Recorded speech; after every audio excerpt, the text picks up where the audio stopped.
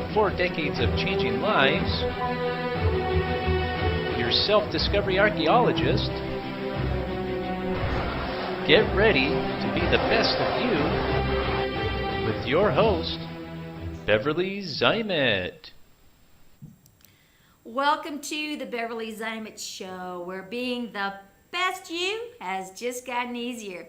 My guest today is Sam Evans, and she is calling in from the UK, just outside of London. Is that correct? That's right, I am. Well, welcome to the Hi. show. Thank you so much for having me. Oh, it's going to be a delight. It's always fun on the show here. We have a lot of fun, just really letting the audience know what's going on in different parts of the world and different people's lives, what their stories are. So, Sam, what is it that you do over there in the UK?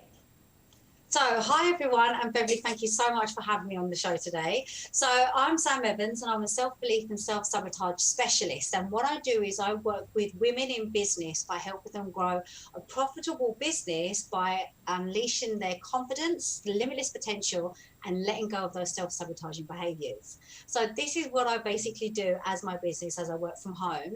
I've also got my 2 little boys that obviously drive me bonkers, as I said earlier. But, as kids are in this crazy world. And yes, I just live in the UK and enjoying this lovely weather we've got at the moment. So it's been quite pleasant, to be honest. Well, that's great. I'm over here in Colorado, and things are starting to warm up here as well. It's nice. It's springtime, and springtime in the Rockies is what they say, Nice. Which is really, really awesome. And you talk about your 2 little guys. How old are they? So my youngest is 6, is going to be 7 soon, and the eldest is 8. So they're not about 21 months apart, but in school years they're a year apart. Right.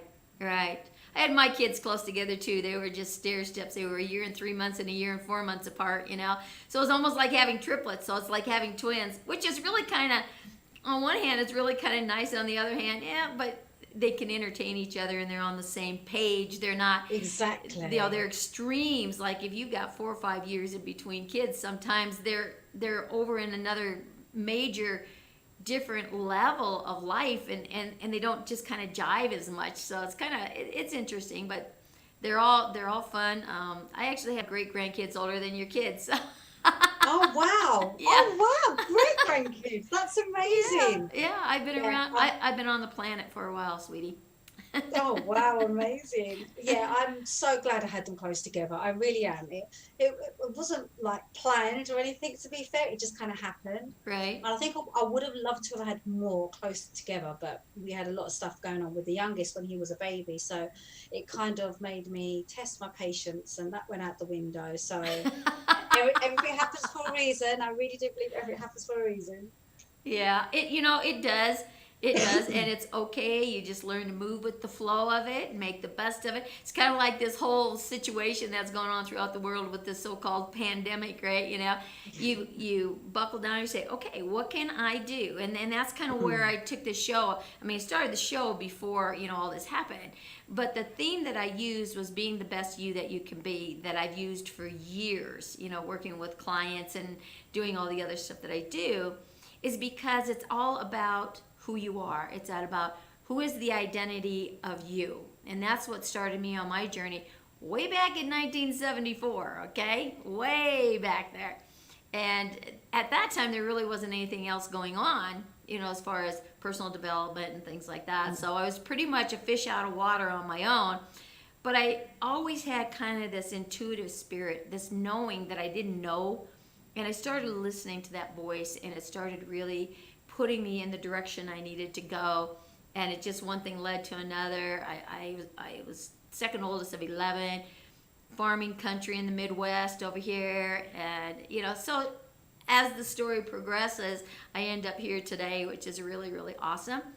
But it's what makes you. And again, when we look at the identity, and you'd mentioned that you work with clients, where you're getting rid of that self-sabotaging. And that is so critical, because the self-sabotage comes from the old database of information that has been habitual, and it was a belief and a truth, and I think you used that word belief too, that is stored in your subconscious, in that cell memory. that comes back up when you least expect it, and it starts playing out, and it always wins because it's so programmed in there, right? You have what's called, like, say, buyer's remorse. You step out, you say, yeah, I'm going to do this, I'm going to do that. Yeah, I'll do that for you, no problem. Yeah, let's get this show on the road. That's it.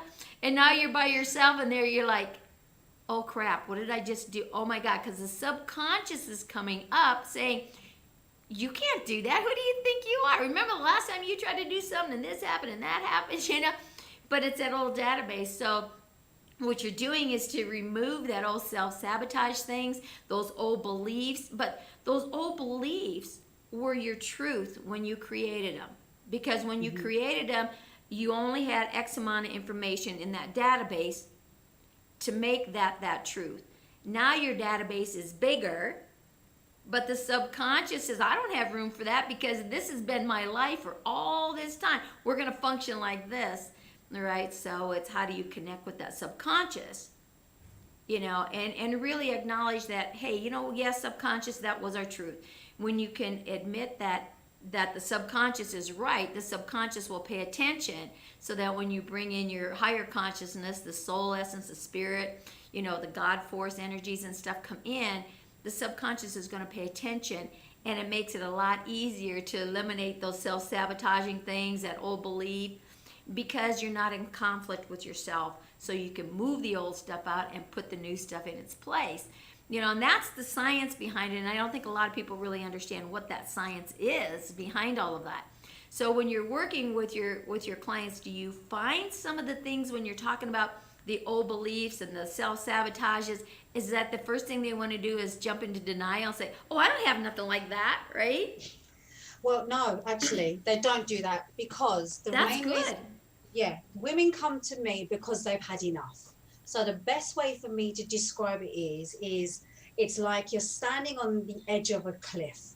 And you're like, right, I am ready. I'm so ready to jump. And I've actually been in this situation where I was standing on Cape Greco in Cyprus, and I'm running, and I'm at the edge. Oh no, I can't do it. And you pull back, and then I'm running, and again, oh no, I can't pull back. And this is exactly what people do in business and in their life. Yes. Everyone's going, jump, you can do it. I know you can do it, but then there's this block, and they can't do it, and it's something's pulling them up, pulling them back.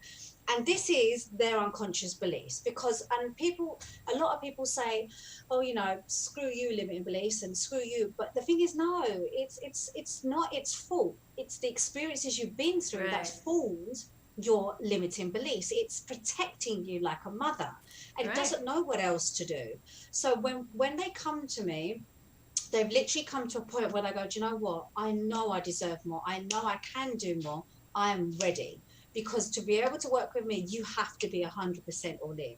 Like one of my clients said to me last week, she said, with you, Sam, there's no fluffy, wuffy, woo-woo stuff. And I said, no. She goes, with Sam, you have to be ready for the tough love, because I have to cut through the BS. You have to.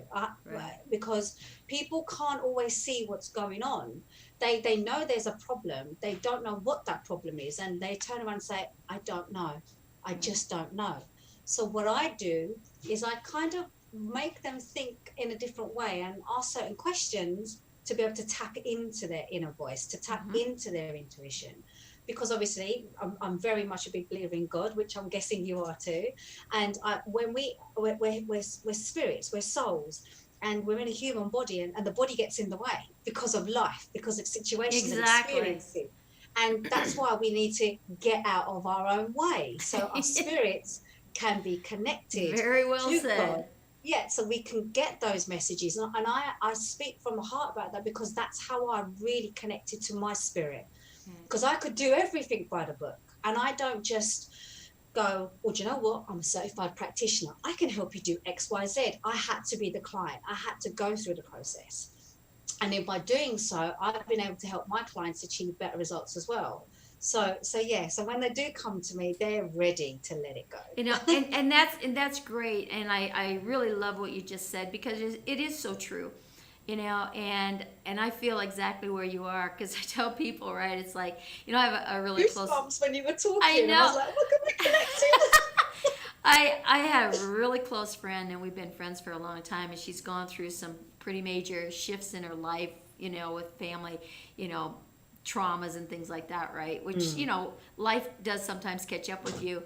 And she's trying to get back into the business world and start really finding out who she is again and get back in the swing of things, so to speak. And she's just kind of like, say, fumbling around. It's like, I'm done. I'm done. I need this change. I'm at the end of the cliff. I'm ready for somebody to just push me over because I have this, there's something in the way.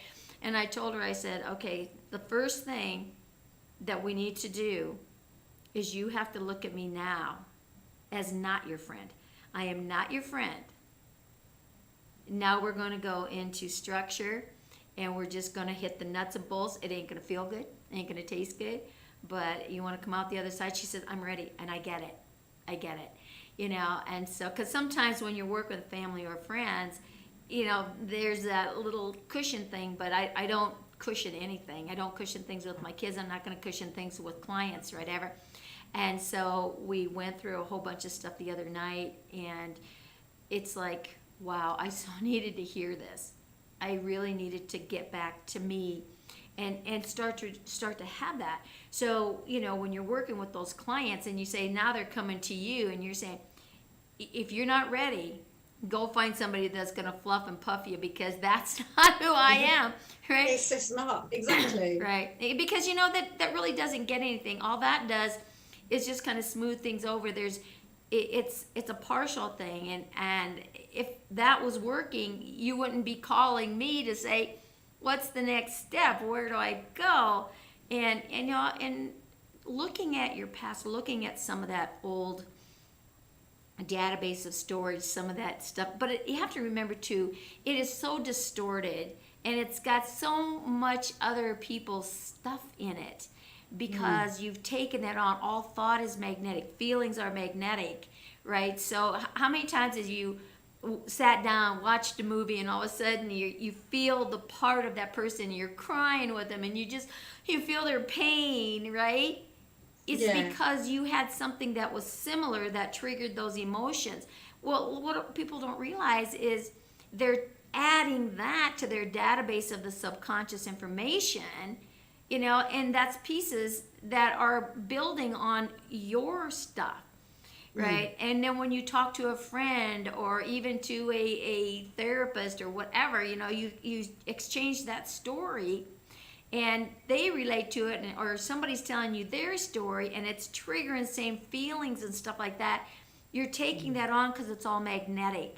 So really, in essence, a lot of the crap that those roadblocks, that old programming, self-sabotaging stuff that's attached to those feelings, 5% is yours. 95% belongs to the rest of the world, wherever direction it came from.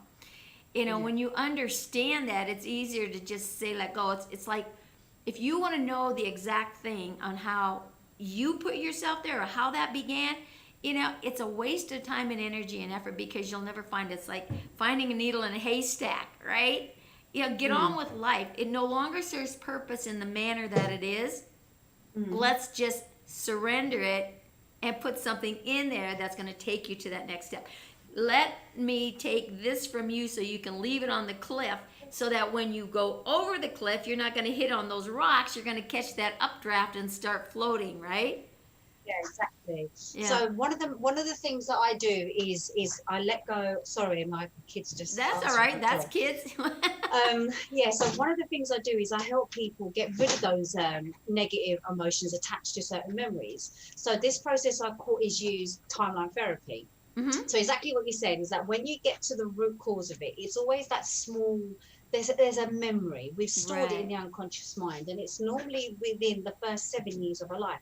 Some people go even further. Some people go into the womb. For me, a lot of my limiting beliefs came from when I was in the womb. So what happens is that when we go through life, we've already made like the foundation of that limiting belief. Exactly. And then we go for an experience. Oh, okay, let's just add on to it, and let's just add on to it. And it's just all of a sudden we've got all these building blocks of fears and doubts that are caused, and it's preventing us from moving forward and being able to achieve anything we want. Right. And that's what I like to do, is I help them get rid of that, the root cause of it. And when you do, it's not that you get rid of the limiting belief, but you kind of go back and you go, okay, this is how I used to think and feel. Oh, but now this is how I can think and feel instead. Oh, Right. hold on a minute. So, oh my God, so it was nothing to do with those experiences. It was because of that little belief in the mind just there. Right. And then you start seeing things differently, and then your mind begins to think differently, and you feel differently, and you start, Right. oh my God. Like there was one lady who, it comes to mind, she dropped an ice cream when she was 5 years old. She dropped her ice cream on the floor, and she was so impatient. Like she was like, I want my ice cream and I want it now. Right. Now she's in her 50s, but that memory, what it was actually doing, it was her self-sabotage for success, because she was so eager to get the ice cream because she wanted it right here, right now. And then based on that, her belief was, well, if I can't get successful, I'm just going to fail anyway. And in fact, that memory was linked to that belief because of the ice cream, because she didn't feel like she could hold on to it, and she dropped it and she wanted it back. Right. And that's how our memories are stored in our mind, and then the beliefs are formed on top of it. Exactly. Oh, I could talk about this all day long. It's I my know favorite. it's a great, it's great because you're talking my truth here too, my belief and the whole enchilada, and the analogies are great, and it's really kind of interesting when you start connecting the dots as to what causes Yes. it, and you mentioned something, that it went back into the womb. Genetically, there's things that come down through your gene pool, Yep. in that bloodline, and then you've got the cross bloodlines because you've got the mom dad coming together, right? And it keeps on going. And what I've discovered, and again, you go back into the science of it, when you start cleaning up your own act, you start getting rid of those personal limiting beliefs, because a lot of it is attached also to things coming through your genetics, and you're shifting it, you're going to find that it's going to impact your siblings, it's going to impact your parents and uncles and aunts and that whole lineage, right? And it's also going to impact your children and on forward into your grandchildren, generations to come, because you've made a clearing here that can no longer travel there because it's non-existent. So it is all about purifying and cleansing and becoming that better you all the time, because when you become a better you, your whole bloodline starts to impact all of that. And it was interesting when I was on my journey and the depth that I did my own clearings and stuff, is to watch how my siblings received me differently when I started on my journey to where I am today. Right? And there's 10 of them. And they're all different ages. I'm second oldest. Actually, my youngest sister is 1 year older than my oldest son. So she's more like a daughter to me. So because she was around when I had my kids and they were little, we lived not very far from each other. So she spent the majority of her first 6-7 years of life practically living with me, because the other sisters, there was like 6 years difference, so my kids were just stair steps, so they kind of had that connection, right? And so it's a different bond that I have with my youngest sister than I do the rest of them. But it's special. They're all special. But to see how people respond differently in that bloodline, to be able to watch that. And before my mom passed away, a lot of these changing things were going on. I could watch how it even impacted my mother, and how I could talk candidly and differently with my mom that I didn't have before, right? And the changes of it. And I can watch my children, I can watch the grandchildren, and I can see that they didn't carry and bring with them a lot of the things that I had, that I brought with me through the genes that are gone, and being able to clean that up. So when you're working with your clients, I don't know how long you work with them, sometimes, you follow up, you end up being friends for, a lifetime, starting out as a client, you just click, right? And it's interesting, and it's nice to watch how that goes. But I have had clients, come back to me and say, not only did you change my life, but I've watched my family's life change. I've watched my siblings, I've watched my kids, all of this change happening just because of what I did with me and what I continue to do with me, right? And it's a journey that never stops, and you get them on that path, and it just keeps getting bigger. The more you do, the more you want to do. Right? Yeah, because it has that ripple effect. Because when you do something for yourself, you're going to have that impact on your loved ones and people around you, because you've made the changes, and they're going to pick up on it as well. Exactly. So, and that's it's when you're working on your mind, when you are trying to make shifts and changes, it's not just for you, it's for a lot of things. It's like the whole wheel of life. It's your relationships, it's your social connections, your finances, your business. It's like a whole big wheel of stuff that you have an impact on. So yeah, I can totally understand that. Yeah, and I tell you, over the last probably 10 years or so, I started getting into the science behind it, as I was very deep in the metaphysics when I left Iowa in '79 and I moved to Denver. That's a whole different world. Little farming community where there's nothing out there, moving to the big city of Denver. And that was kind of the beginning of the metaphysical, the spiritual stuff and whatever. But the exposure in a farming community in some of the other states where it was still, that was just the lifestyle, right? Let's just put it that way. Where the big city, more of it was coming out, in the interaction, because there was a more volume of people, and the awareness and different things were impacted. And I started getting exposed to more of that metaphysical realm, more with an understanding of what the mind can do, because I used the mind, and I understood the words mind over matter. That was one of the key things when I started my journey, is that inner voice that I heard was the mind over matter that drove me to take the journey that I did, because I was on the edge of suicide. I was jumping over the cliff for a different reason. Okay, and because the depression had just taken over. I was not living the life I was supposed to live. But I had 3 kids under the age of 5, and the anger, I was so full of anger. But when I went for that journey that night to jump the cliff and hit the rocks, right, shall we say, I started releasing all of that anger, and that was the first time I really paid attention to what that voice was saying. And I heard it say, who's going to take care of your kids if you're not here? Well, I could hear my dad's voice saying, if you're going to have these kids, you got to take care of them, because your mom and I have enough of our own. Now, I'm second oldest, right? I had my first child at 21, my second child at 22, my third child at 23, and it's like, wait a minute, I'm not following in my mother's footsteps, right? Something's got to stop here. But I heard that voice, and then it's like, oh my gosh, that means I got to stay around for a long time, right? So again, it's what do I do, because I don't want to be in this dead-end marriage. I don't want to live in Iowa. I'm supposed to be traveling. That was my dream.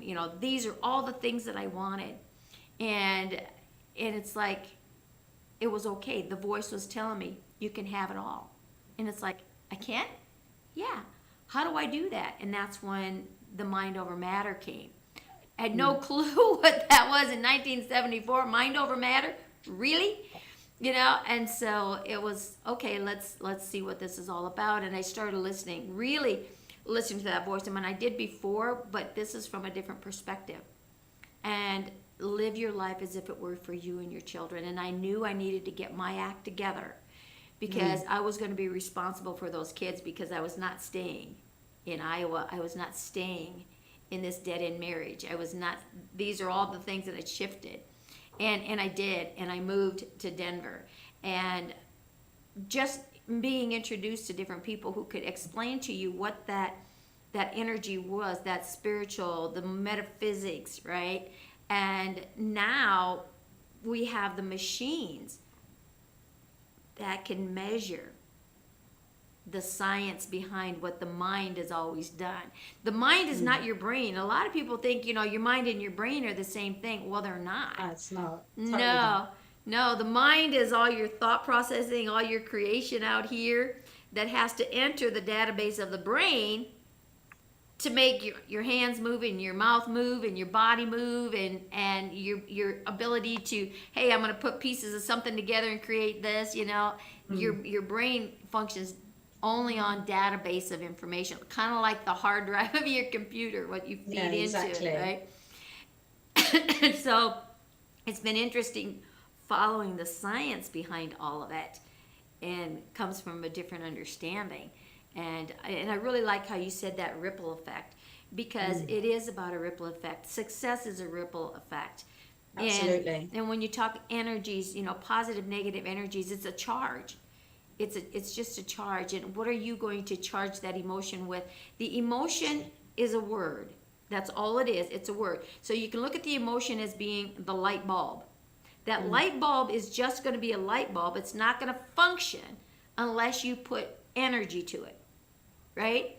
And so when you attach it to the electrical current and you flip the switch, it comes on. So there's a positive, negative charge in balance that makes that light bulb come on and not explode, right? So when you look at your thought processes and everything that way, you have your emotion.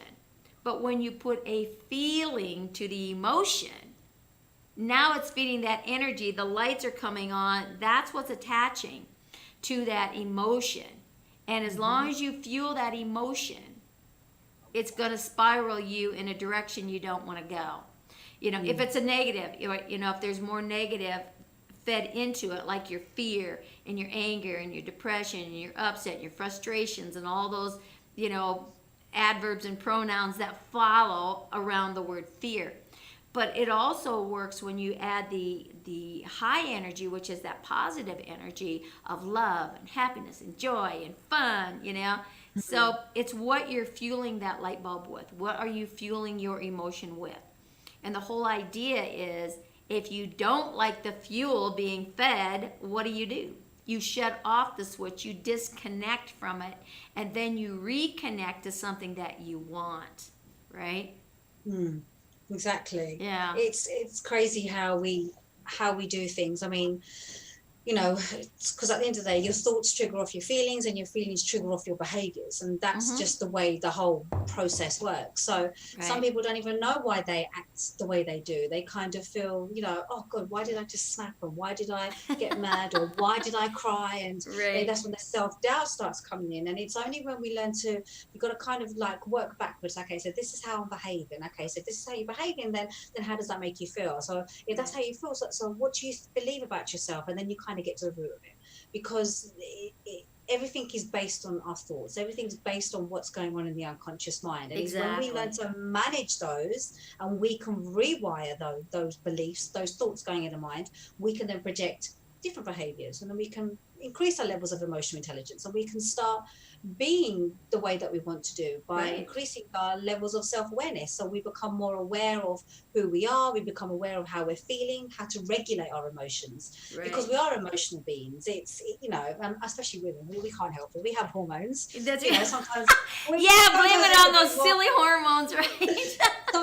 sometimes we can be more emotional than men, but at the end of the day, when we do manage those emotions, we are far more effective at increasing and improving the results that we achieve, like whether it's from business, whether it's at home, or whether it's in whatever we do. So it all boils down to us, our emotions, our thoughts, and then in return our behaviors. And then when you do more and you feel good and you have that joy, you project more of it and you receive more. And that's what it's all about. You used a word, and I love this word. It's that awareness. It's the awareness is like that recognition. And it's paying attention, it's being totally aware of everything that's going on in your environment. I'm going to share something that happened to me this morning. I look at everything that crosses my path as a message. Now, I'm in Denver, Colorado, okay? And I'm driving down the street in Denver, Colorado this morning at like 6 o'clock. And all of a sudden, right in front of me is this big turkey. I've never seen a turkey in the city of of Denver. I've seen them, when you're out in the country and stuff like that, and I've seen them in other areas. But I've never seen a turkey in town. And here's big old thing. I mean, it was huge, walking right in front of me. I mean, not in the lane beside me. There's 4-lane highway here that I'm on, and it's just walking across there like it owned the place. And I'm thinking, what the heck? Because I had to slam on the brakes because it was right there, right? And it's like, okay, I need to look up, right, spiritually, So I haven't had a chance yet this morning to look up what is the significance of this wild turkey, not just turkey, but this wild turkey that crossed my path this morning. And I mean literally in my face crossed my path, not just flying over here, but right there. So sometimes we don't pay attention to the messages that come, right? And sometimes we do things like I spilled water the other day before I left New Mexico to come up here. I don't spill water. I had the cup in my hand and I went to do something and I hit it and it tipped over. I'm like, oh, what the heck, And it's like, oh my gosh, this is a message. And when I looked up the spiritual message of spilt water, it was just kind of confirmation of everything that I was doing. And it said, now is the time to wash away all of the debris that you're leaving behind to start a new life, to start a new adventure moving to Denver, because I had come to a completion there and a lot of doors had been opening, and that's why I moved to Denver, right? And everything was falling into place. So it was great confirmation. So pay attention to what these messages are. And exactly. Google is great, right? You just type in spiritual message up, right? It's like, yeah, wow. exactly. You've got to. But it really helps. It really helps you to focus. It helps you to get that confirmation, that reassurance that you're on the right path. So nature, it gives that, right? In some of the most craziest ways. Like I had a moth show up in the house where I was staying down there in New Mexico, right? And it's like, okay, why is this moth here? So I looked up that. Oh my gosh. It's just like, yes, you're going the right direction. You're on the right path. Keep on going. Just, So if you want to have that, their messages are there. Pay attention. And that's some of the things that I teach in the workshops that I do, is how to become aware. So when you're saying awareness, it's so true. To be able to be aware of where the issues lie, to be aware of, yes, I'm sabotaging myself. I don't want to do that anymore. And to readjust and reestablish and rewire, as you put it, that old stuff, that old database of information that doesn't serve purpose, to open up into the new. So it's beautiful. Let's talk about your book. Yay, let's talk about yes. it. Okay. So if people want to get your book, where can they go get it? So you can get it on Amazon. I've actually got the link, so I'll share the links to you, but you can get it in all the countries. So it's available across worldwide. Okay. But you can get it on Amazon and you can get it on Kindle as well. And it's called Monetize Your Message. Monetize Your Message. That is so awesome. I know, but the monetize is with an S, not a Z. I saw that. That. So it was one of my goals anyway. So basically, it's 21 female entrepreneurs who discovered their natural brilliance and turned it into an income, and so can you. So Whoa. It's a book collaboration with 20 other female entrepreneurs. Awesome. And it's real life stories. It's just how we basically, it's kind of like saying how we turned our pain into a profit. We, at the end of the day, when we do anything in life, like people say, are you passionate about what you do? Do you love what you do? Right. Does it bring you joy? Right. And, we shouldn't be just working just to live and pay bills. We should be doing stuff that brings joy to others and brings joy to us. Right. And I do believe that every single one of us has got a story. We've all got something to give. We've got something to bring to the world. So, for example, my chapter, I'm someone that's worked on my mind for a very long time. But I was someone who'd worked on my mind, but it just didn't feel right. Like I hired this coach and that coach, and I listened to this audio and this affirmation, and I did this, I did everything, and I was like, but I still feel stuck, and I still feel lost, and I still feel uncertain, and I'm still losing my rag, so to speak. And I'm just like, somebody help me, please. So what I did is I actually gave my tips on someone who, and for anyone who wants to be able to work on their mind, because I don't like to use the word mindset, because by definition it means you have a set way of thinking. So if you're saying I'm working on my mindset, but you're saying your mind is set, so how can you work on it if it's set? So it's like that language, that internal confusion. So I call it the mind work. It's like doing your fitness work. You're working out for your body, you're working out for your mind. It's just as hard, but when you've got that, when you're pumping up those weights or you're pumping up those beliefs, you can rewire your mind, like you can transform your body like you transform your mind. So I wanted to basically give my concept of the mind work and the basic steps that I wasn't told, especially when I first started, because it's made to believe that, oh, do you know what? Just be positive. Oh, you'll be fine. Just do this journaling and just do your gratitude. And don't get me wrong, I have a journal, I have a gratitude, and I pray and I do all these things, and they do work. But if you're someone who's new to the mind work, new to working on your mindset, this stuff isn't good. It's like reading The Secret and going, right, where's my money? Where's the money? Exactly. Because that's what I did. It's like, my money? The first time I read it too, I was like, oh, this is all great. And it's like, but you really made a strong point there. It's taking what the database of information that you have and whatever you're going to do with it, but it's putting it into action. And sometimes, more than not, is people don't know what that action is. They don't know how to take the action. Their mind goes off in this direction, that direction, so they don't have a focus or guidance, because it's so many different things that they're inundated with that then they don't do anything. Exactly. And so it's very key, and that's one of the things that I felt was missing in a lot of workshops and things in classes that I went to. All the information was so powerful, and it's like, as I left, and it was like, you're inundated with all that new information, but the thing that I found lacking was, okay, it's all fine and dandy. How do I put it to use? What do I do with it now? Where do I start? And so when I started doing my own classes and workshops and and things like that, it's like, I am going to give them the step by step. Here's the starting point. Here's the information. Now that you have all that information, what are we going to do to put it to use? And a couple years ago, I did a 365-day show, In Light of Awareness is what it was called. And every single day, I had a different little quote subject thing, right, that I put out there.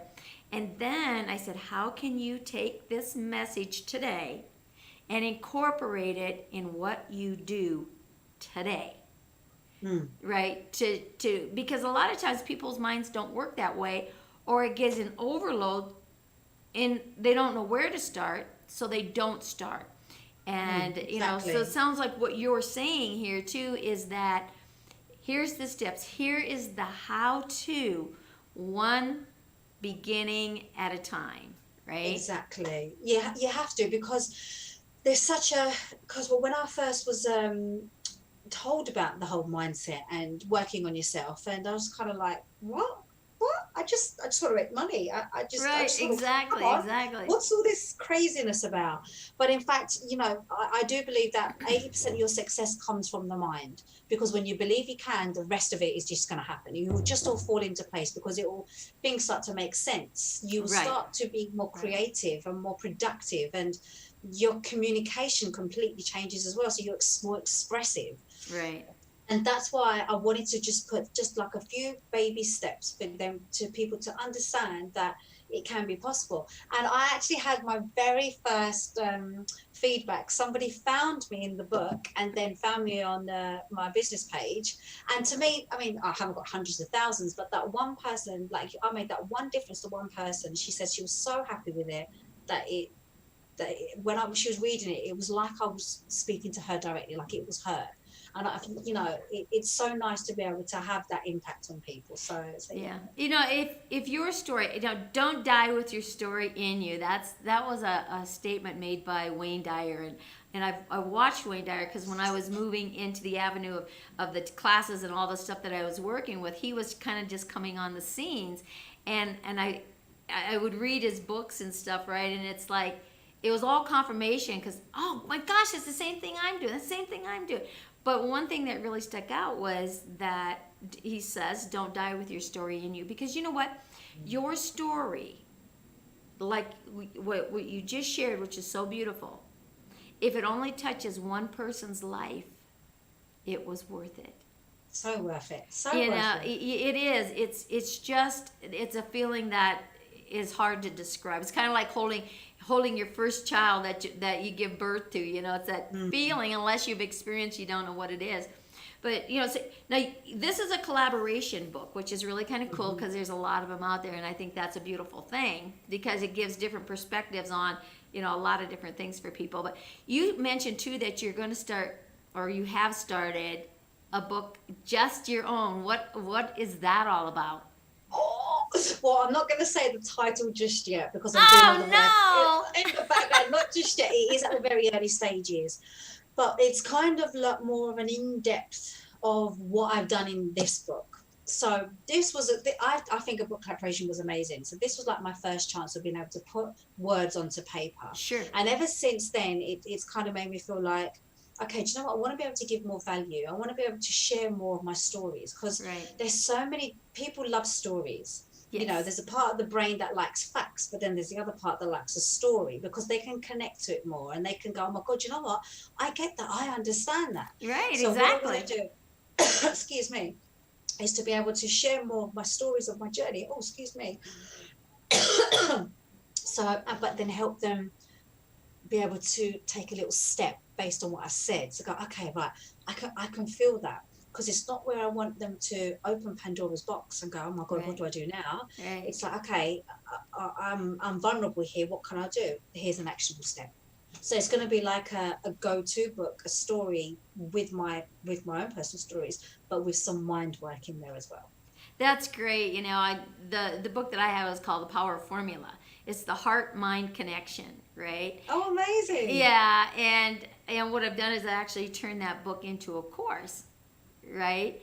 And that's something that sounds like what your book is. Again, we talked about the how, right? So you've got all this information. There's great information in there.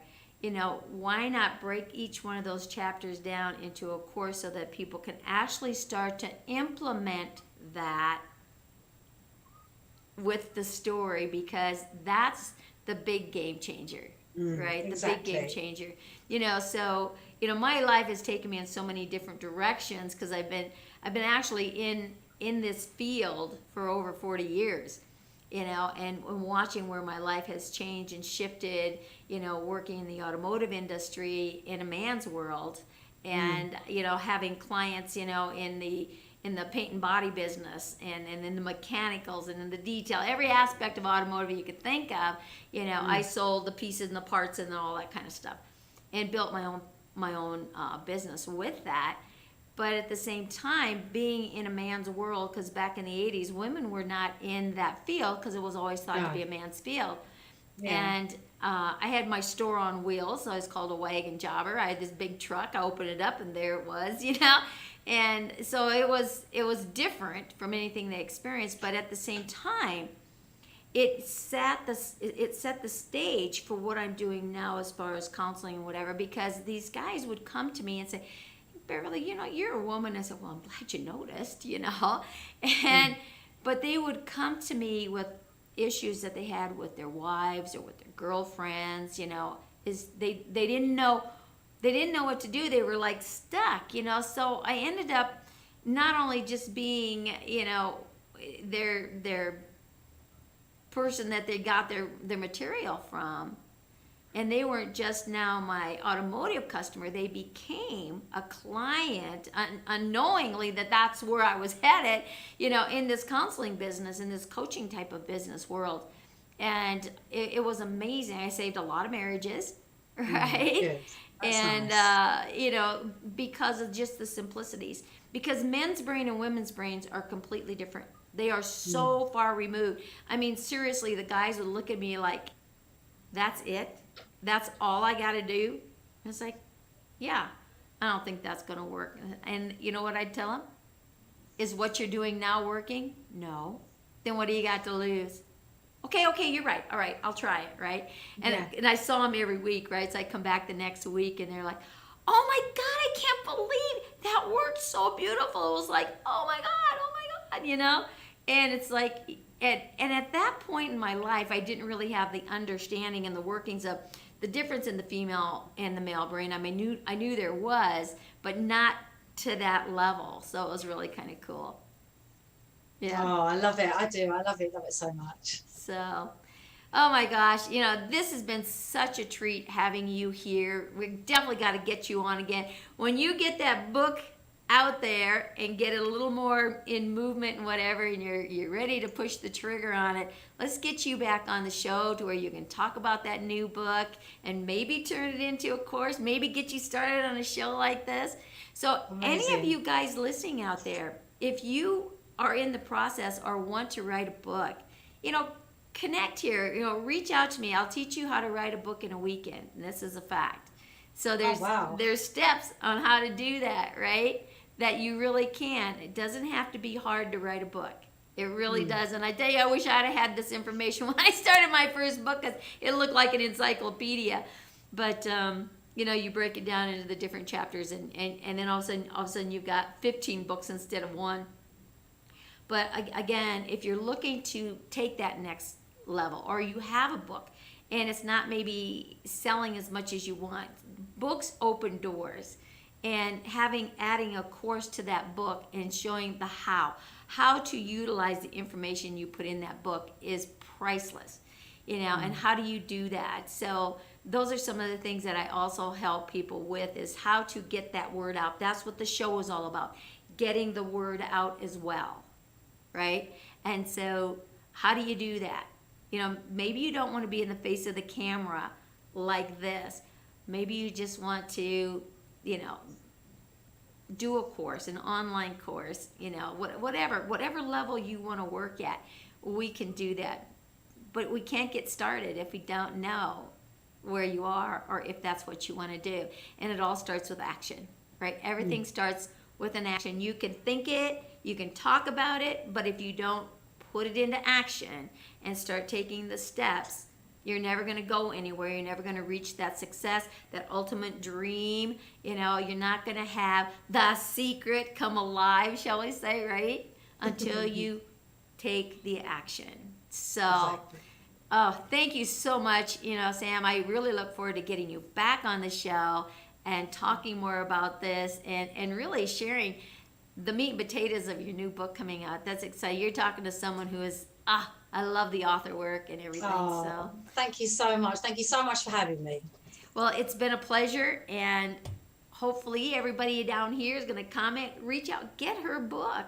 This is a good place to start, right? She has little baby steps for you. So that's the best place to start.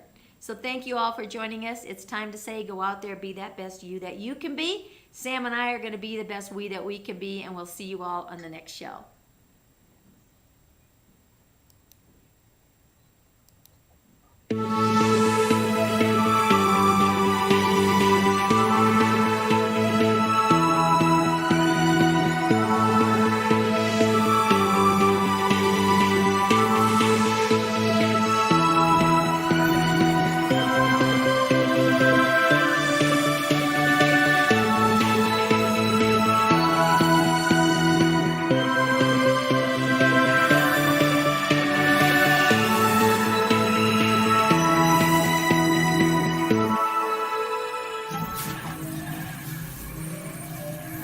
What?